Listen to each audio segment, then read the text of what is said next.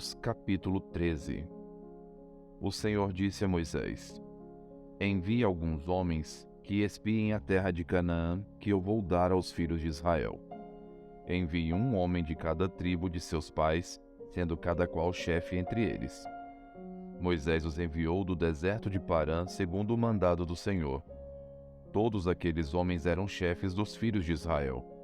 São estes os seus nomes: da tribo de Ruben, Samua, filho de Zacur; da tribo de Simeão, Safate, filho de Ori; da tribo de Judá, Calebe, filho de Jefoné; da tribo de Issacar, Gigeal, filho de José; da tribo de Efraim, Oséias, filho de Num; da tribo de Benjamim, Palti, filho de Rafô; da tribo de Zebulon, Gadiel, filho de Sodi; da tribo de José, pela tribo de Manassés, Gadi, filho de Suzi; da tribo de Dan, Amiel, filho de Gemali; da tribo de Azer, Setur, filho de Micael; da tribo de Naphtali, Nabi, filho de Vofsi; da tribo de Gade, Jeuel, filho de Maqui. São estes os nomes dos homens que Moisés enviou a espiar aquela terra. E a Oséias, filho de Num, Moisés deu o nome de Josué. Moisés os enviou a espiar a terra de Canaã e disse-lhes: Subam pelo Neguebe e entrem na região montanhosa. Vejam a terra como ela é, e o povo que nela habita, se é forte ou fraco, se são poucos ou muitos. Vejam também como é a terra em que esse povo habita, se é boa ou má, e como são as cidades em que habita, se são arraiais ou fortalezas. Também como é o solo, se é fértil ou estéril, se nele há matas ou não. Tenham coragem e tragam dos frutos da terra. Aqueles dias eram os dias das primícias das uvas. Assim, foram e espiaram a terra desde o deserto de Zim até Reobe, a entrada de Amate. E subiram pelo Neguebe e foram até Hebrom. Ali viviam Aimã, Sesai e Talmai, filhos de Aнаque. Hebrom foi edificada 7 anos antes de Zoã, no Egito. Depois foram até o vale de Escol, e ali cortaram um ramo de videira com um cacho de uvas, o qual foi trazido por 2 homens numa vara. Trouxeram também romãs e figos. Esse lugar foi chamado de Vale de Escol por causa do cacho de uvas que os filhos de Israel cortaram ali. Depois de 40 dias voltaram de espiar a terra. Vieram a Moisés, a Arão e a toda a congregação dos filhos de Israel em Cádiz, no deserto de Parã. Fizeram um relato do que tinham visto a eles e a toda a congregação, e mostraram-lhe os frutos da terra. Relataram a Moisés e disseram: Fomos à terra a qual você nos enviou. De fato, é uma terra onde mana leite e mel. Estes são os frutos dela. Mas o povo que habita nessa terra é poderoso, e as cidades são muito grandes e fortificadas. Também vimos ali os filhos de Aнаque. Os amalequitas habitam na terra do Neguebe. Os heteus, os jebuseus e os amorreus habitam nas montanhas. Os cananeus habitam perto do mar e na beira do Jordão. Então Calebe fez calar o povo diante de Moisés e disse: Vamos subir agora e tomar posse da terra, porque somos perfeitamente capazes de fazer isso. Porém, os homens que tinham ido com ele disseram: Não podemos atacar aquele povo, porque é mais forte do que nós. E diante dos filhos de Israel falaram mal da terra que haviam espiado, dizendo: A terra pela qual passamos para espiar é terra que devora os seus moradores, e todo o povo que vimos nela são homens de grande estatura. Também vimos ali gigantes. Os filhos de Aнаque são descendentes de gigantes. E éramos aos nossos próprios olhos como gafanhotos, e assim também éramos aos olhos deles. Números capítulo 14. Então toda a congregação se levantou e gritou em alta voz, e o povo chorou aquela noite. Todos os filhos de Israel murmuraram contra Moisés e contra Arão. E toda a congregação lhes disse: Quem dera tivéssemos morrido na terra do Egito, ou mesmo neste deserto. E por que o Senhor nos traz a essa terra, para cairmos à espada e para que nossas mulheres e nossas crianças sejam por presa? Não seria melhor voltarmos para o Egito? e diziam uns aos outros: Vamos escolher um chefe e voltemos para o Egito. Então Moisés e Arão caíram sobre o seu rosto diante da congregação dos filhos de Israel. E Josué, filho de Num, e Calebe, filho de Jefoné, que eram daqueles que espiaram a terra, rasgaram as suas roupas e falaram a toda a congregação dos filhos de Israel, dizendo: A terra pela qual passamos para espiar é terra muitíssimo boa. Se o Senhor se agradar de nós, então nos fará entrar e nos dará essa terra, que é uma terra que mana leite e mel.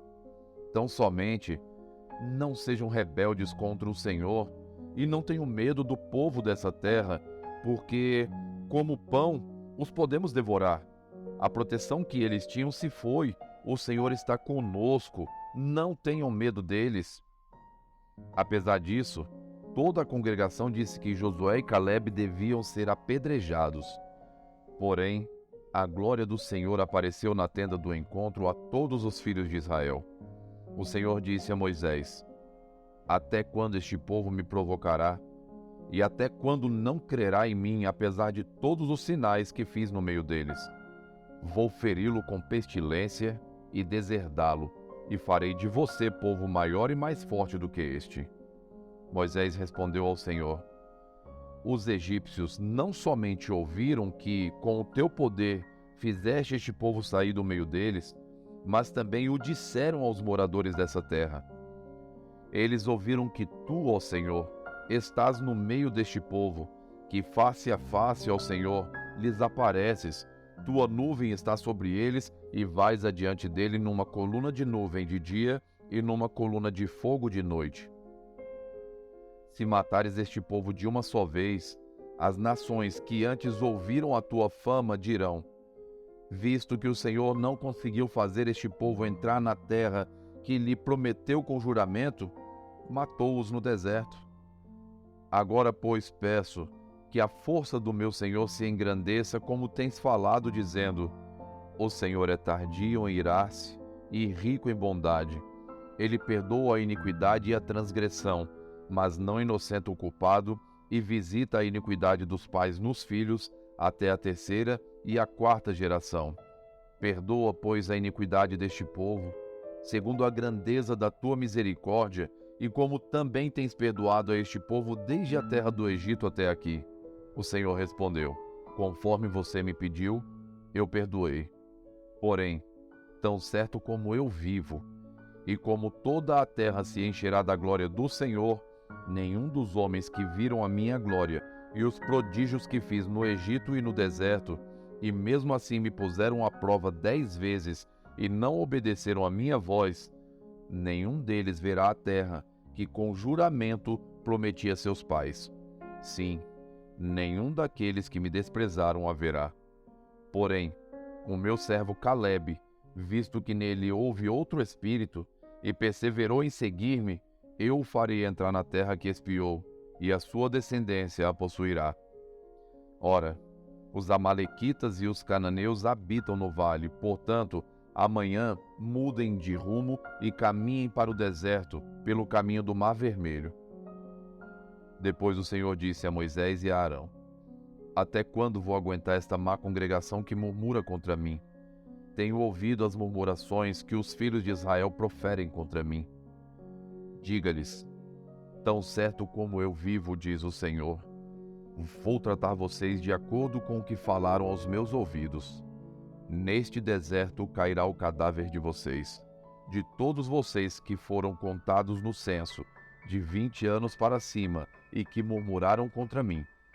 Vocês não entrarão na terra na qual jurei que os faria entrar, com exceção de Calebe, filho de Jefoné, e Josué, filho de Num. Mas os seus filhos, dos quais vocês dizem que serão por presa, esses eu farei entrar nela, e eles conhecerão a terra que vocês desprezaram. Porém, quanto a vocês, o seu cadáver cairá neste deserto. Os filhos de vocês serão pastores neste deserto durante 40 anos, e levarão sobre si a infidelidade de vocês, até que o cadáver de vocês se consuma neste deserto. Segundo o número dos dias em que vocês espiaram a terra, 40 dias, cada dia representando 1 ano, vocês levarão sobre si as suas iniquidades durante 40 anos e terão experiência do meu desagrado. Eu, o Senhor, falei. Assim farei a toda esta má congregação que se levantou contra mim. Neste deserto se consumirão, e aí morrerão. Os homens que Moisés havia mandado para espiar a terra, e que voltando fizeram murmurar toda a congregação contra ele, falando mal da terra, esses mesmos homens que falaram mal da terra, morreram de praga diante do Senhor. Mas Josué, filho de Num, e Calebe, filho de Jefoné, que eram dos homens que foram espiar a terra, sobreviveram. Moisés falou estas palavras a todos os filhos de Israel, e o povo ficou muito triste. Levantaram-se de manhã cedo e subiram ao alto do monte, dizendo: Aqui estamos, e subiremos ao lugar que o Senhor nos prometeu, porque pecamos. Porém Moisés respondeu: Por que vocês estão transgredindo o mandado do Senhor? Isso não prosperará.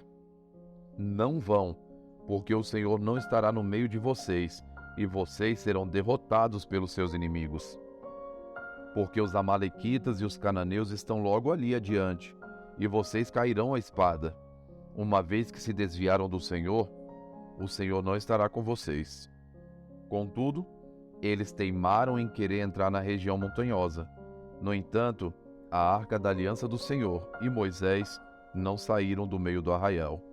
Então os amalequitas e os cananeus que habitavam na região montanhosa desceram e os atacaram, derrotando-os até Horma. Eclesiastes, capítulo 9, dos versos 1 ao 12.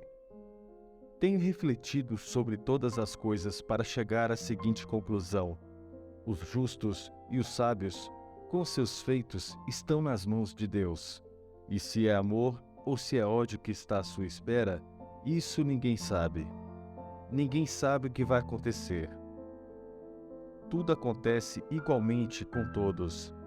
O mesmo acontece com o justo e com o ímpio, com o bom e com o mau, com o puro e com o impuro, com o que oferece sacrifícios e com o que não os oferece, com o bom e com o pecador, tanto com o que faz juramentos, como aquele que tem medo de fazê-los.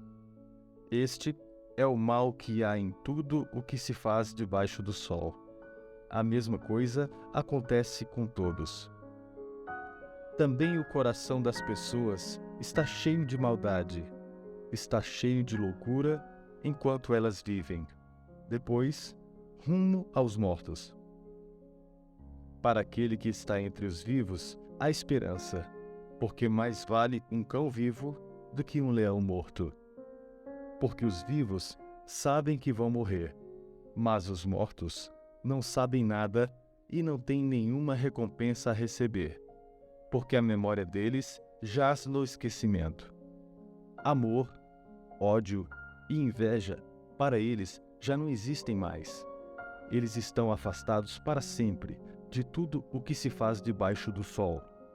Portanto, vá e coma com alegria o seu pão, e beba com prazer o seu vinho, pois Deus já se agradou do que você faz. Que as suas vestes sejam sempre brancas, e que nunca falte óleo sobre a sua cabeça. Aproveite a vida com a mulher que você ama, todos os dias dessa vida fugaz que Deus lhe deu debaixo do sol, porque esta é a parte que lhe cabe nessa vida, pelo trabalho com que você se afadigou debaixo do sol. Tudo o que vier às suas mãos para fazer, faça-o conforme as suas forças, porque na sepultura, que é para onde você vai, não há obra, nem projetos, nem conhecimento, nem sabedoria alguma. Vi ainda debaixo do sol que os mais rápidos nem sempre ganham a corrida, que os mais fortes nem sempre vencem a batalha, que os sábios nem sempre têm pão, que os prudentes nem sempre têm riqueza, que os inteligentes nem sempre são honrados, mas que tudo depende do tempo e do acaso, pois ninguém sabe a sua hora. Assim como os peixes que são apanhados na rede traiçoeira, e como os pássaros que são pegos na armadilha, assim também os filhos dos homens se enredam no tempo da calamidade, quando esta cai de repente sobre eles. Mateus, capítulo 20, dos versos 1 a 16. Porque o reino dos céus é semelhante a um homem dono de terras que saiu de madrugada para contratar trabalhadores para sua vinha. E tendo combinado com os trabalhadores o pagamento de 1 denário por dia, mandou-os para a vinha. Saindo por volta de 9 horas da manhã, viu na praça outros que estavam desocupados e lhes disse: Vão vocês também trabalhar na vinha, e eu lhes pagarei o que for justo. Eles foram. Tendo saído de novo, perto do meio-dia, e às 3 horas da tarde, fez a mesma coisa. E saindo por volta das 5 horas da tarde, encontrou outros que estavam desocupados e lhes perguntou: Por que vocês ficaram desocupados o dia todo? Eles responderam: Porque ninguém nos contratou. Então ele lhes disse: Vão vocês também trabalhar na vinha. Ao cair da tarde, o dono da vinha disse ao seu administrador: Chame os trabalhadores e pague-lhes o salário, começando pelos últimos, indo até os primeiros. Chegando os que foram contratados às 5 da tarde, cada um deles recebeu 1 denário. Ao chegarem os primeiros, pensaram que receberiam mais, porém, também estes receberam 1 denário cada um. Mas tendo-o recebido, começaram a murmurar contra o dono das terras, dizendo: Esses últimos trabalharam apenas 1 hora, mas você os igualou a nós, que suportamos a fadiga e o calor do dia. Então o dono disse a um deles: Amigo, não estou sendo injusto com você. Você não combinou comigo trabalhar por 1 denário? Pegue o que é seu e saia daqui, pois quero dar a este último tanto quanto dei a você. Será que não me é lícito fazer o que quero com o que é meu? Ou você ficou com inveja porque eu sou bom? Assim, os últimos serão os primeiros, e os primeiros serão os últimos. Curta, Comente. E compartilhe.